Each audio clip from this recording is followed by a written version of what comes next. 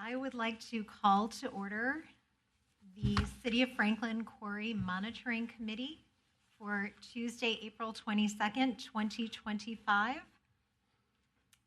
am your acting chair for tonight. So, Regulo, would you do the roll call, please? Member Swanson. Here. Alderman Hassan. Here. Member Tenhaken. Here. Member Pinks. Here. Alderman Salus. Here. All right, now we'd like to do the Pledge of Allegiance.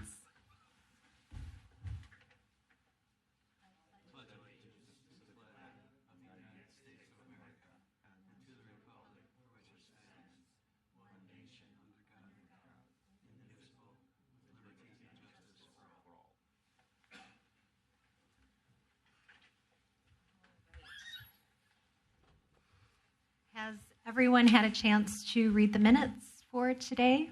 Yeah. Yes. Okay. Is there a motion to approve the minutes? I'll make the motion to approve the minutes. I'll second it. Thank you. I guess so approved. Okay, next on our list is the citizen comment period. Okay, Clint.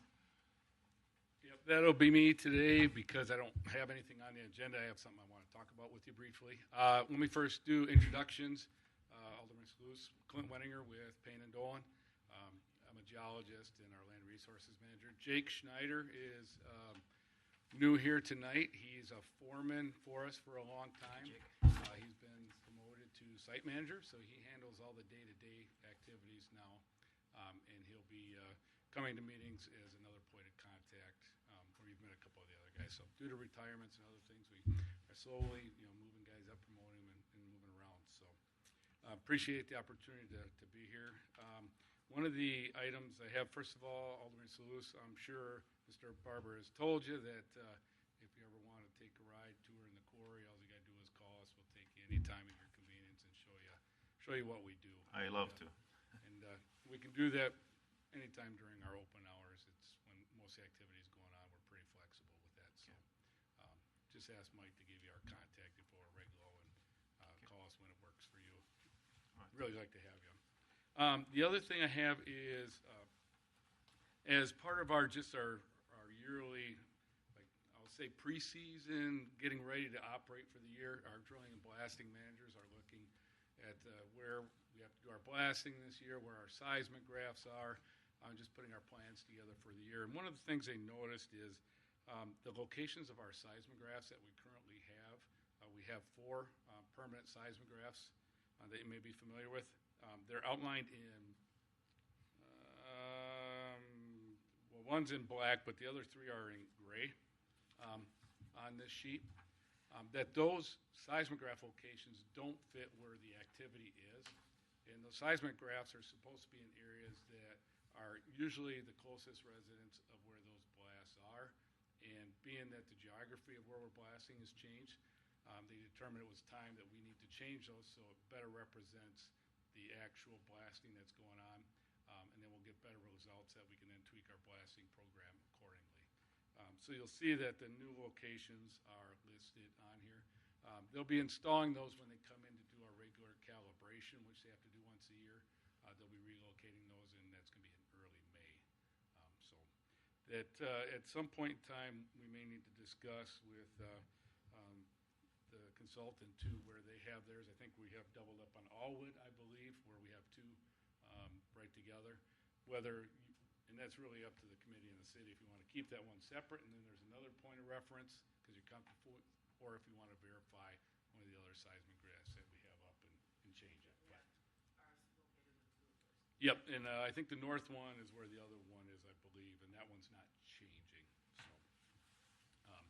So I just wanted to bring that up to you because we're just trying to keep you up to date on where we are and what we're doing, and it's not much of a change really. It's just, if you go out there, you might see them just in a little different location than they were, but here's the reason why. And if you can look where the rock area is, most of it's in that southeast corner now, where the southwest corner has all been mined out, and then like the middle portion has been pretty much mined out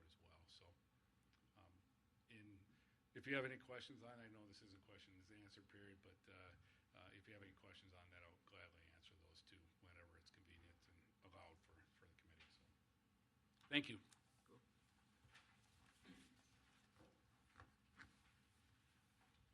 All right. There appears to be no other citizens who will be making a statement, so we'll move on to the next course of business, which is a welcome to our new Alderman Nabil Salous. So I don't know if you'd like to introduce yourself to the committee. Nabil Salous. I live on 51st and Rawson, just in a subdivision called Princeton Estates, just behind the Sendix Food Market. So we are neighbors. I don't seldom I hear some noise from the quarry, but nothing to lose sleep over. So I definitely supportive of the business community in the city, and we hopefully work together as a team. Citizen concerns is usually, will be addressed and will taken, and you guys are responsible business people as well. So hopefully, the good relation will continue. Seeing no one here from the citizens complaining, that's a positive sign for me. Thanks. All right. So I don't know, should we go around and introduce ourselves then too? Just so you... We could, sure. My name is Ed Pings. I'm a citizen. I live just east of 51st and Rawson, so on the south side. And I moved there in 1993, back before this whole thing was created. And blasting is a whole different story now than it was then. And it's just been a piece of cake now that it's under control, and Dolan is operating under the new limits and everything, and very responsible to the citizens. But I'm retired, and so this is something I picked up in my retirement to keep me busy. And I'm Dina Swanson, so just a citizen in your Alder District 5. I was just interested in this committee due to the proximity to my house on 43rd and Drexel. And also, I grew up in Racine where we had quarries as well. So, yeah, just interested me. So, and just, wanted to do something civically minded for my community. So that's why I'm here.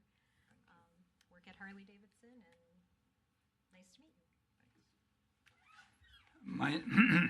My name is Yusuf Hassan, and I am a District 3 alderman. I've been living in Franklin since the year 2006. I'm a retired pharmacist, and I was really very happy also to be on this committee because, I was never even aware of the existence of this quarry in our neighborhood until after I became an alderman. And I had the pleasure of having a tour with Clint, which was really amazing how they operate their business. I have been exposed to some quarries in the old country, but the difference was huge, like how they operate here and how they really, they're so organized, they're very amazing. Maybe I'll take another tour again. We had the tour together, me and Mr. Ping. So it's nice to be on this committee. I like to be on this committee. Thank you. Jonathan Aiken, citizen of Franklin for about 13 years. I live over by Southwood Glen Elementary School. Been on the committee for about 4 years, and I developed interest in mining and quarry due to my profession as an engineer. Work for Caterpillar in South Milwaukee. Great. Excellent. So moving on now to the selection of chair and vice chair. So Regulo, I don't know how we do this next. Members can nominate another member. Okay. And then Okay. we can start with the chair and then go to the vice chair. Okay. Okay. So if there is anyone on this committee who is interested in being the chair, Alderman Barber was the chair for the committee before, and I'm just the acting chair for tonight. So is there anyone on the committee who you would like to nominate as chair? Since Member Swanson's doing such a good job tonight, I think I'll nominate her to be chair. I second. Well, On the flip side, in the past, we've always had an alderman chairing the committee. It just seemed proper because they're used to the way the city of Franklin operates meetings and that kind of thing. So I was considering either you, Seth, or yourself, but you're still getting your feet on the ground with us as to what we do and what we're about. Yeah. If there is, she's doing a great job. I'm happy with what she has been doing so far. But if it has to be an older person, that's fine. I'll take it. If it's not like I'm losing sleep over it. It's not required that it needs to be an alderman. Okay, then she is. okay. Well, I'm flattered. Thank you, and I will accept. So thank you very much. So that leaves vacant the vice chair, which I was before that. So is there any nomination for a vice chair? I'll take the vice chair if Okay. that's important. Perfectly fine. Okay. Is there a second? Oh, I'll second A that. second? Okay. All right. So it stands. Thank you. All right, moving on to item C, the quarterly presentation of Stantec Consulting Services.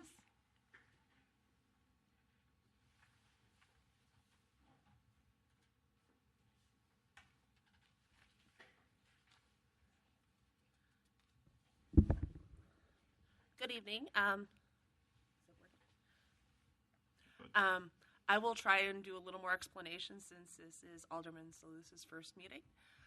So during the quarterly presentations, we summarize the previous quarter data, present figures showing where complaints are coming from and where the last locations are, and have a short description of the complaints as logged by the city. So during the first quarter, which is January, February, and March of this year, we completed 2 observation events, one in February and one in March. No announced inspections occurred during the first quarter. We'll actually have our first announced inspection tomorrow afternoon. As typical, we did notice the street sweeper in use on Rawson Avenue while we were on site for the inspection. Water was not in use during February. The temperatures were below freezing, so that was expected. But they did have the water operating for the March inspection. As typical, again, minor dust was observed from trucks exiting to the east from Rawson. Of note, the Quarry is currently working on a construction project for the scale on the northwest gate where they typically exit, so they've been exiting on the northeast gate instead. Then in terms of seismic monitoring, as we stated before, Clint has mentioned, we have 2 co-located seismographs on Allwood and on South 51st Street. And those are shown on the drawing that is a little later in the report. During the first quarter, there were a total of 18 blasting events, and only 22% of them were confirmed by our monitors, and part of that is the locations of where our monitors are in relationship to the blasting. So that kind of confirms what Clint was talking about before. Probably the 2 most important parts of the report are coming up now.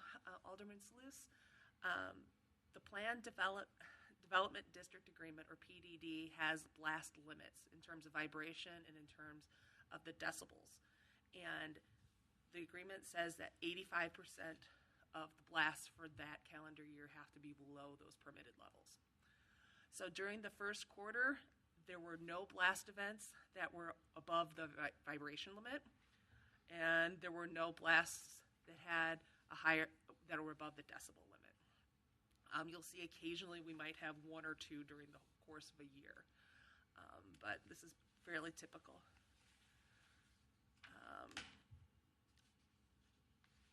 In general, the largest blast readings, the higher the reading, the closer the meter was to where the actual blast happened. And then in terms of the blast complaints,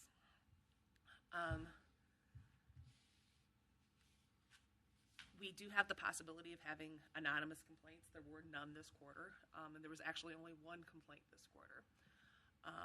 One formal complaint regarding vibration and noise for a blast location with the complainant location identified, and it was south of Drexel Avenue, and that was for a March 4th blast, and their comment was simply that it felt like a rolling blast.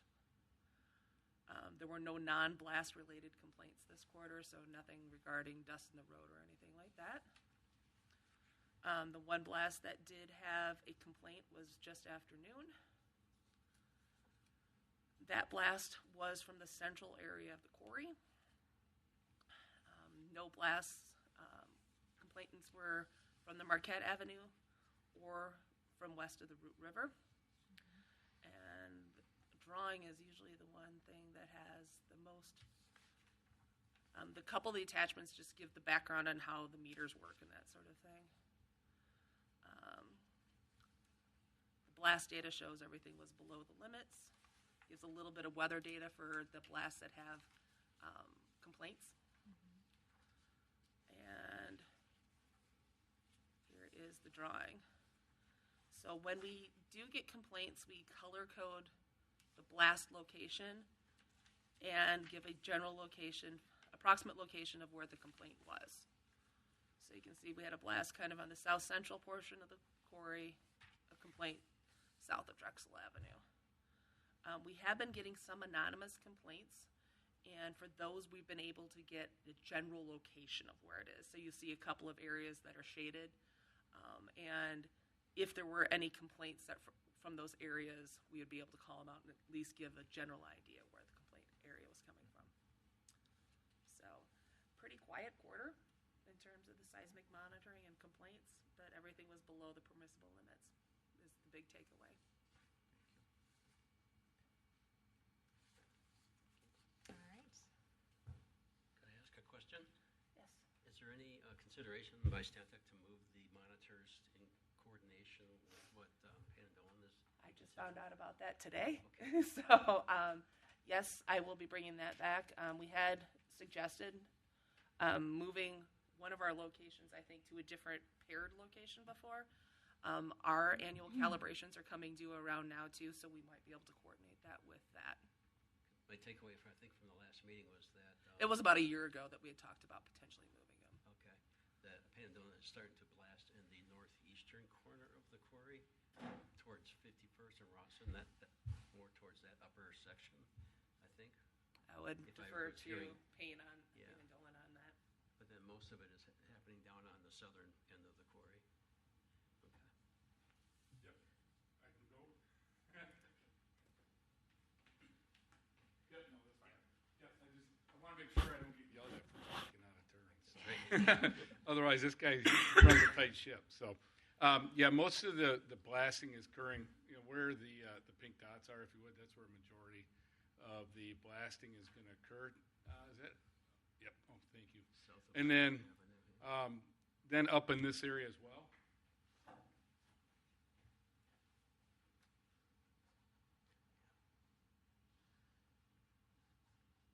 Did I get that right, Jake? You got that right? Okay. But if I had to guess, it might be what, 1/3, 2/3, or something like that, Jake. 2/3 to the south, 1/3 to the north. So it's shifted a little bit over the period of the last probably 3 years or so, where it used to be real north heavy and less on the south. It's sort of changing now. So Yeah, which would make sense for moving the sensors. correct. Yep. And if you look at where they are, like the one on Allwood was pretty southwest. It was we're not doing any of the blasting. There's more where all those pink dots are. So So you, like over here is kind of where you're. correct. So it'll just give us a lot better idea of what's there so we can respond accordingly. Sure. Okay. Cool. Where's the Stantec monitor on 51st? That would be, let me double check.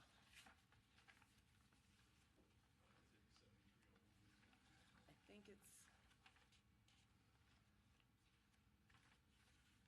7301, which is, I believe,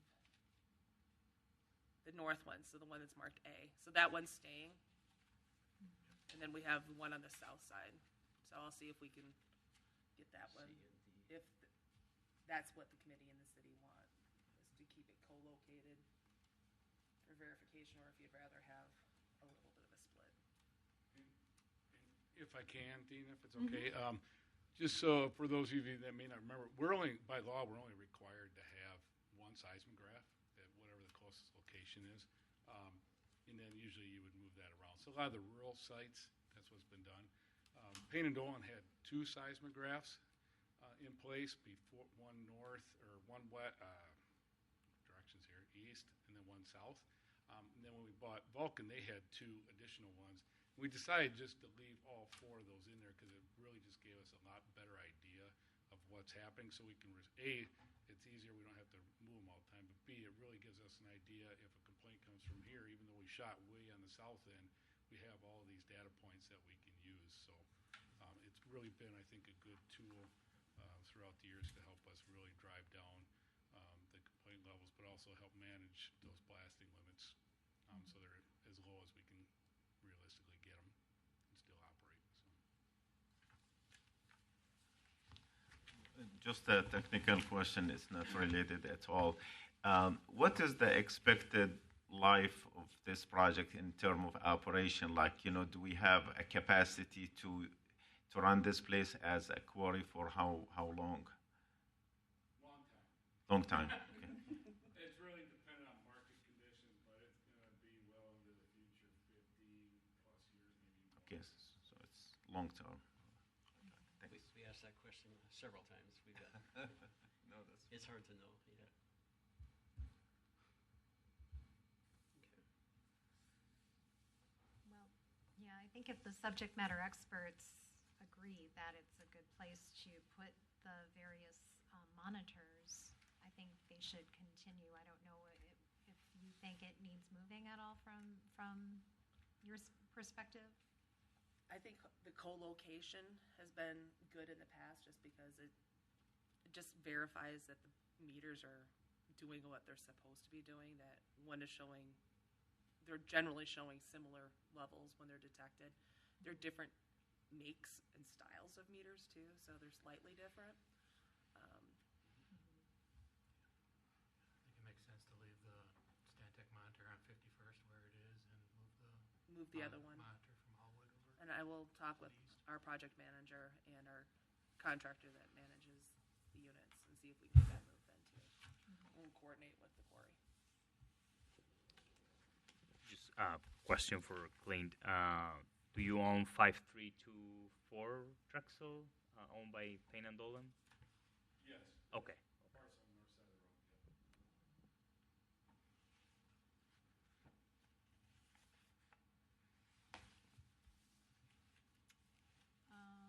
Okay. Are there any other questions or comments regarding this topic?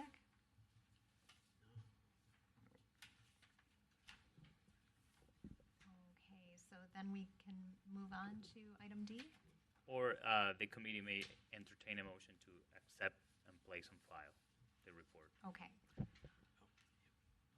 Okay. with the- Motion to accept. Thank you. I second. All in favor? Okay, excellent. So motion approved? Oh, that's right. Vote to approve? All in favor, say aye. All in favor, say aye. Aye. There you go. So approved.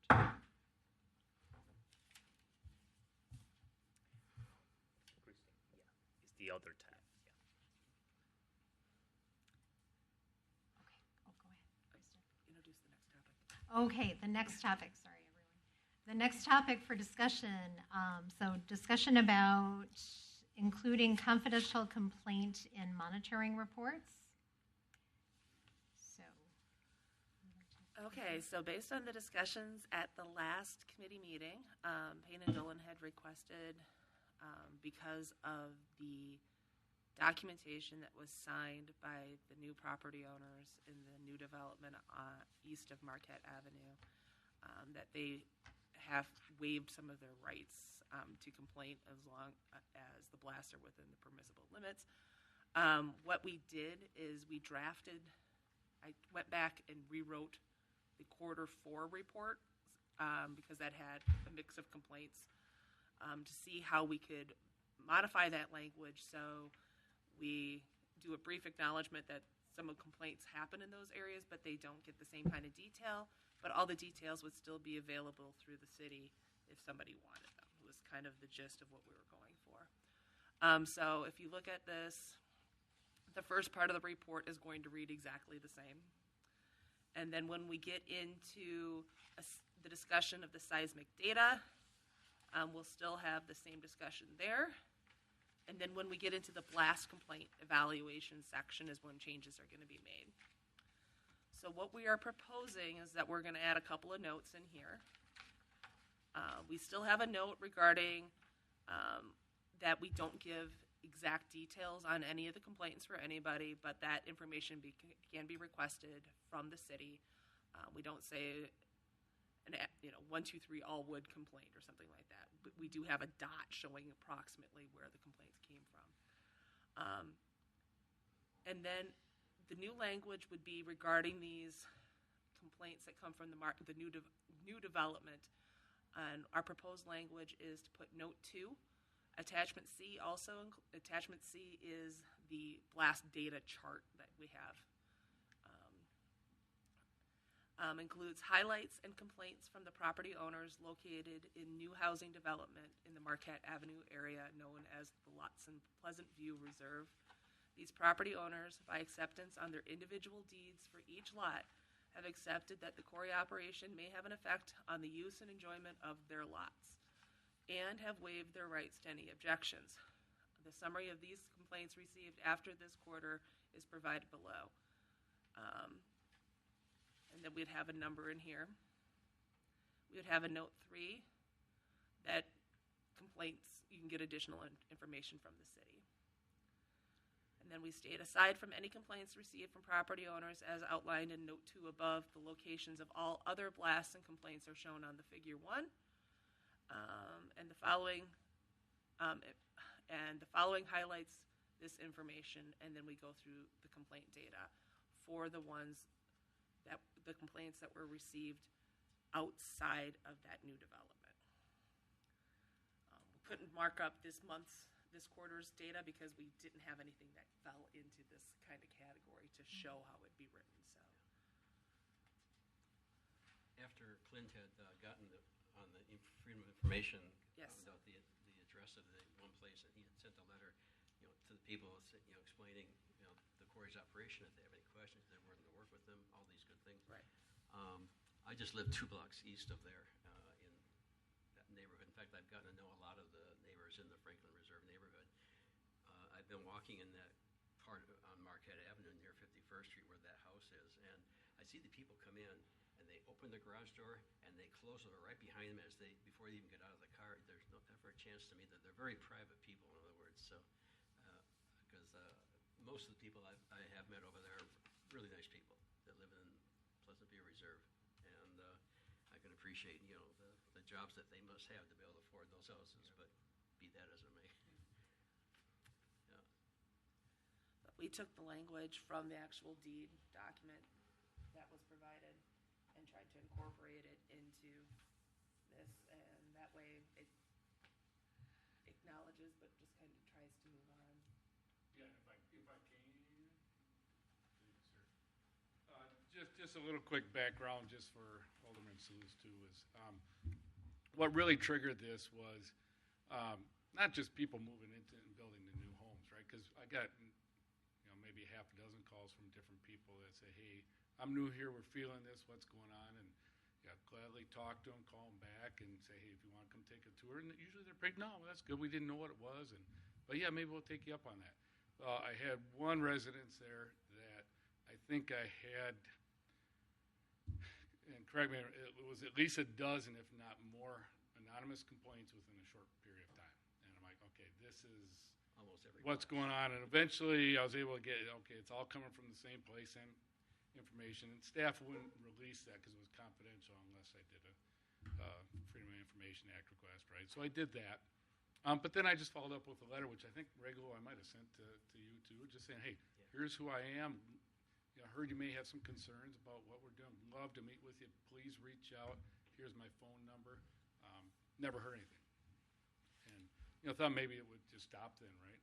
But no, then maybe a few weeks or a month, and all of a sudden we started getting a bunch more from the same person. And I followed up again with another letter saying, hey, maybe you lost my first letter. Really would like to meet with you. And since then, I haven't heard anything. But and it's not really that. I mean, through this process of putting that subdivision in there, the developer did the right thing by notifying everybody and putting that notice in their deeds. The city did the right thing by requiring them to do that. We're doing the right thing by operating within the rules that we're governed. So to have all these anonymous complaints come in that you can't talk to somebody, and in the end, they forfeited their right, which I don't care. We're always going to talk to them whether they did that or not, right? I didn't want somebody to look at a report a year from now that doesn't understand those nuances and go, well, geez, you had 500 complaints last year. Yeah, but 499 were one person that wouldn't even talk to us, right? Exaggerate a little there. But so that's really why I push that. And I appreciate the committee being considerate and taking that into consideration. And I think, just from the changes that I reviewed, I think that pretty much addresses what the concerns are. The best thing is, hey, just leave them off. But I think as long as it's noticed, people know why and where it is, and we're going to tell you, hey, we got them here, but we're not going to consider it with the rest of what we're doing. Because how else do you go back 2 years, 3 years, 4 years and measure progress to if you have all these unknown in there? So I do appreciate the committee's consideration there. Yeah. I think you did the right thing too in reaching out like you did, Clint. So that's awesome. Did the city make any effort to contact the frequent complainer and explain the Yeah, PPD? the complaint form has a checkbox, and this complainant checked that they don't want to be contacted by a city representative.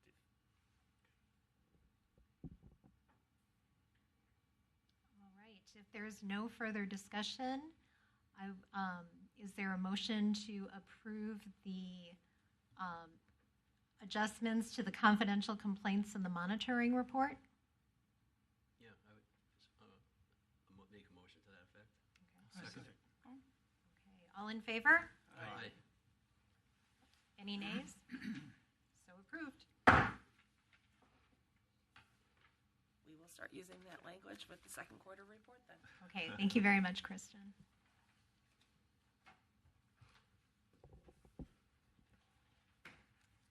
All right. The next topic is the meeting schedule discussion. We tend to do these meetings quarterly, on a quarterly basis. A tentative date that works for the consultant is July 29, Tuesday. Okay. Does that work for the committee? That works for me. Okay, Yep. excellent. All right. Do I need to make a motion on that or no? That's No. not it. Okay, excellent. All right. Can I have a motion for adjournment? I would so move. All right. Second that. Excellent. All in favor? Aye. Aye.